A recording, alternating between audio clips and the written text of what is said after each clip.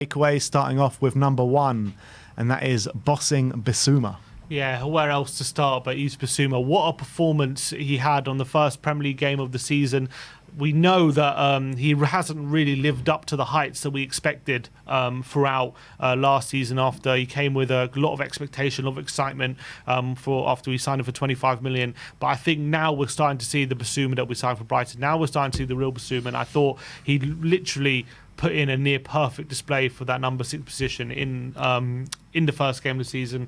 The stats speak for itself. 5 out of 6 dribbles completed, 138 touches, which is more than any other player. Apparently, not only more than any other player on the pitch, but more than any other player on the Premier League the whole weekend. Wow. So, which is impressive. One key pass, which might have been more if Richarlison, might have gone to the end of one of his through balls. 9 out of 12 ground duels won, 3 tackles, 4 interceptions, 92% pass accuracy, 22 out of 26 line-breaking passes completed as well. It seemed to be just an all-round fantastic performance from Yves BISSOUMA. There's not much I can criticise him on throughout the game, and if he's going to be playing like that, I really believe we always believed that he could potentially be one of the best defensive mids in the Premier League. He showed that at Brighton, especially outside the top 6. But I really believe if he's performing like this, he's up there with the best in the Premier League. Yeah, I completely agree. And it's not just what he does as a defensive midfielder as well. It's all the facets he needs to be a number 6 in an Ange Postecoglou system. Because a number 6 in a Postecoglou system is a very specialised position where you need to be on point defensively, and you need to have that nous about you to wriggle around players and pick out the passes. And I think he did everything to a high level yesterday. I think there is still more to come as well, and I think he's going to get better in that role. But as your first game in a competitive game under Ange, and the pre-season he showed, he even got better from the pre-season where we were waxing lyrical about him. So massive performance from BISSOUMA, and we're finally starting to see that player that we signed from Brighton. But let's move on to number 2, and that is Ange ball taking effect. Yeah, and I've got some numbers here to really exemplify the difference this season, and even just in the first game to what we saw last season. So in terms of touches in the attacking third, we had 344, as you mentioned before, which is more than any other game we had last season. Shows how much we're attacking more. Touches inside the penalty area, 32. Only 3 games last season did we have more. Tackles in the attacking third, we had 5, which only 3 times last season did we have more. Possession, 70%, more than any other game last season. Passes on the pitch, 655. The highest last season was 594, so nearly 60 passes more than any game last season. Passes in the final third, 72. 55 was the most we had in any game last season. Wow. Already beaten that this season.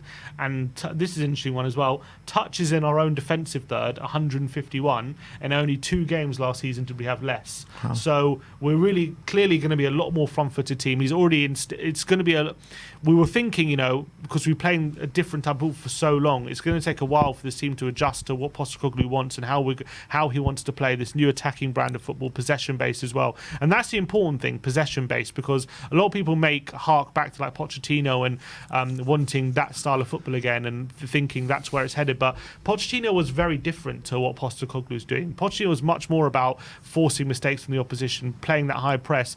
Postecoglou is going to be a lot more possession-based, having the ball in and around the final third, looking to pick that lock a lot more often. And I think those stats pretty much tell its own story of what a difference is going to be from last season. Having said that, though, I did see, Spurs a lot trying to press from the front and force some mistakes out of the opposition as well. And I didn't think we did it well. No, we didn't do it well, but it will get better. And I think a Postecoglou team does do that.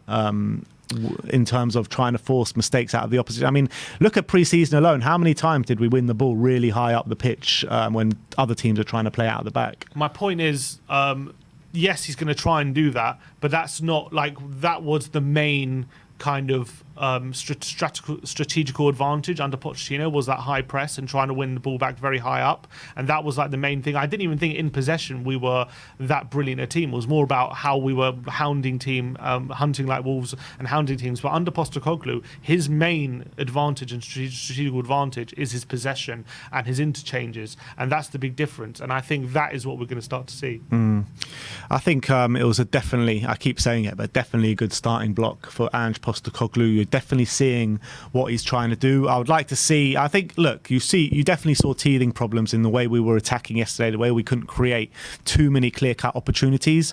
But I think if we keep going with this and we keep believing in Ange methods, we'll see a really good team starts to flourish under him. So I'm very happy with him as our manager, and also like the way he conducts himself, the way he talks in the press, the way he handled that Harry Kane situation as well. I mean, everything he's done to perfection so far. So I can't knock him whatsoever. Moving on to number 3, and that is classy Maddison. Yeah, and it was a really nice debut from James Maddison. We all know that he's been one of the best attacking mids in the Premier League under Leicester, but it's really nice to see him translate his performances so quickly at Spurs, and I thought it was a really, really good opening game for him. 6 key passes, he drew 2 fouls throughout the game, 89% passing accuracy for an attacking midfielder is pretty impressive when you're probably trying things and he's doing through balls and things like that. It's still quite high passing accuracy. Did 1 tackle, won 3 of his 9 ground duels, and he did complete 2 assists as well. And I thought he was just a breath of fresh air in and around the penalty area. It was a buzzing around. It was really hard for Brentford to deal with when he was picking up the ball in really awkward areas for them. And I think he's only going to grow in influence, I believe, throughout the season. And I thought it was a really encouraging first display from Maddison. Yeah, completely. 2 assists on the day, 6 key passes made on the day. He really took up the mantle that Christian Eriksen left 2 years ago, whenever it was. And he took responsibility on that football pitch to come in and be vice captain straight off the bat is a big thing, in my opinion. It shows how much the manager believes in him and shows how much authority he has in that dressing room.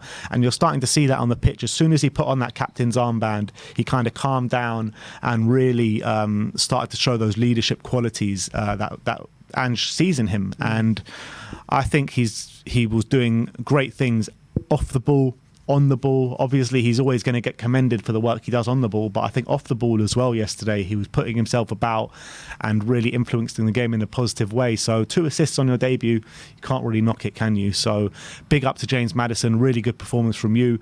And let's move on to number 4, and that is defensive debuts. Yeah, and it's hard to it's easy to forget that even though we had some defensive troubles yesterday, we actually had 3 debutants in the back line yesterday. So they're going to take some time to gel. But you're talking about Vicario, Udogie, and Van de Ven. If you look at Udogie's stats individually, 5 out of 10 ground duels won, 1 key pass, 3 tackles, 3 interceptions. He was dribbled past 0 times, and he had a 94% passing accuracy. Van de Ven had completed 2 out of 2 dribbles. He won 5 out of 5 ground duels. He won 4 out of 5 aerial duels. He completed 2 tackles, 5 clearances, and also 92% passing accuracy. And Vicario, overall 4 saves. He successfully had 3 out of 4 runs out of his penalty area. He claimed he had 2 out of 2 aerial claims, but his passing actually definitely does need a bit of work. He only completed 3 out of 12 long passes and 63% passing accuracy Vicario? Overall. Yeah, so does definitely some work for improvement. But I think overall, as considering it was their debuts together and as a defensive unit, individually, I think they all did like a fairly decent job. There's clearly room for improvement and a lot of work to do to get to the level we want it to be. But I thought it was a really encouraging start. And considering 3 debutants in the back line, I know at the first half it was a mess, but I'm happy that second half they did seem to get it together and improve. Yeah, me and I was walking towards the stadium before the lineups came out yesterday with Nathan, who you saw on the instant match reaction yesterday, and we were both saying, like, it's going to be very difficult to play Udogie, Van de Ven and Vicario all together in the first game, not only because it's their first game in the Premier League, but also you're playing at a very tough away ground in Brentford, where not many big teams are going to go and win. So I think for him to implement those 3 players, Ange, and for them all to work, I think Vicario was the biggest worry out of the 3, but I think Van de Ven and Udogie literally just took to it like a duck to water. That Udogie showed what he's been doing in pre-season all along. Van de Ven with only 3 training sessions behind him with the team, and to have his partner wiped out after 13 minutes, I think he showed such maturity, such calm, cool composure on the ball as well, and his rapid pace to make his recovery runs. I thought he was absolutely brilliant. Vicario did worry me a bit at times with his playing out the back, but hopefully he will only get better as he acclimatises to the way Ange Postecoglou likes to play. So I think when you're looking at those defensive debutants, you can only have positive words to say, really. Yeah. So let's move on to the fifth and final takeaway, and that is the winger worries. Yeah, and unfortunately, Son and Kulusevski were tasked yesterday with creating opportunities from the wide areas, beating players, opening up space for the other attackers, and that was going to be the key, I think, to whether we were going to create really good quality chances consistently or not. And unfortunately, they weren't really up to the task for the level that we expect and that we need to be at in games like this. They only attempted 3 dribbles between them, albeit they did complete 2 of them, and there was only 1 key pass between them throughout the whole 90 minutes. I think that's the key one, the key passes, because that's where you're making passes that leading to shots. That includes crosses and through balls and passes in the penalty area that lead to opportunities. And only 1 key pass from your wingers who you're tasking to create opportunities is just nowhere near good enough. It was Kulusevski who made that key pass, but it's unfortunately we need more from our wingers consistently if we're going to be a lot more of a dangerous team, especially in the final third. And I think that kind of let us down a bit yesterday. Yeah, absolutely. And I was really frustrated standing in the stands watching them, to be honest, because I thought everyone was doing their roles really well up until the wingers, pretty much, to be honest. And like I said before in the match review, I felt like there were a lot of times where Son and Kulusevski actually did come centrally and they were on the edge of the box, but it was just one too many passing, and they were just trying to, it was like the old Arsenal team under Arsene Wenger, where they just wanted to pass it into the net every single time. And I felt like with the quality that these players have, including Maddison, why not just take a pop shot from 25 yards and test the keeper and see what they're about? Because we know that they can score goals consistently from far, especially Heung-min Son. I mean, his finishing from outside the box is second to none to anyone in the Premier League, maybe except for De Bruyne. So I think that he needs to start taking more shots. And I think, like, maybe if these players would have taken shots from far and would have got a goal or two and we go away with the 3 points, no one's really talking about what poor performance they're having. So it's these maybe moments that can really change people's opinions on how they're playing on the game. But Son didn't get involved in the game anywhere near enough, and Kulusevski, he got involved in the second half, but he was just frustrating with his quality on the ball after he would take it past his man. I mean, his passing was a bit off, and crossing wasn't anything to be desired about. So they need to maybe adjust a bit more to the ANGE system, and I think Sonny and Richarlison, I'd really like to see them interchange a lot more on that pitch, but that's down to ANGE to implement that. So I think they just need to improve at the end of the day. Yeah, and let's hope so. I'm just worried about Son, because I think Kulusevski, it is more his game to be more of a creator on the right hand side, but I just don't know if it at 31. I think Son maybe at 25 could have done this role a lot more effectively, but at 31, in how the game has adapted over the years, I just worry that this is his game. Yeah. To be honest, though, we didn't touch on it on ANGE before in the player ratings, but I did like that he was able to take off Heung-min Son, the player he just named captain. I thought it was a really good move from ANGE, to be honest, because if a player's not playing well, you should be able to be substituted. If a player's not playing well, you should be able to not start them in the next game as well. And for a player of the stature in the squad like Heung-min Son, we saw it time and time again. Like last season, for example, Son was awful throughout the whole season. He had playing with an injury throughout the whole season, but Conte just kept playing him. So I like the way that Ange Postecoglou is able to take these guys off. 100% completely agree with that. All right, well, there you have it. That is our 5 takeaways from the game against Brentford 2-2.